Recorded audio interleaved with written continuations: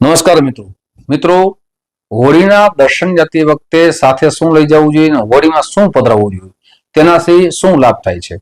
સૌથી પહેલા તો નવ દંપતીને જેમના હમણાં જ લગ્ન થયા હોય, હોળાષ્ટક પહેલા લગ્ન થયા હોય તેમના હોળી માતાના અવશ્ય દર્શન કરવા જોઈએ અને 4 વસ્તુ બધા પધરાવી શકે એને ખૂબ લાભ થાય છે। સૌથી પહેલું હોળીની અંદર સૂકું નાળિયેર પધરાવવું જોઈએ જેનાથી આપણા ઘરમાં લક્ષ્મીની પ્રાપ્તિ થાય છે। સાથે બીજી વસ્તુ છે તેમની અંદર કાળા તલ પધરાવવા જોઈએ। શા માટે? આપણી દરેક બાધાઓમાંથી મુક્ત થાય છે। ત્રીજી વસ્તુ છે કપૂર અવશ્ય પધરાવવું જોઈએ જેનાથી નકારાત્મક ઉર્જા દૂર થાય અને સકારાત્મક ઉર્જાનો પ્રવેશ થાય।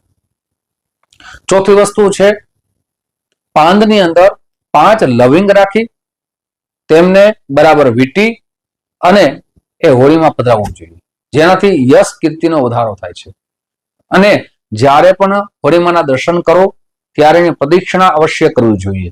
ઓમ નમો ભગવતી વાસુદેવાય આ મંત્રના જેટલા જપ થાય આટલા અવશ્ય કરવા જોઈએ અને આપણા જીવનની દરેક મનોકામના ભગવાનની કૃપાથી અવશ્ય પૂર્ણ થાય છે।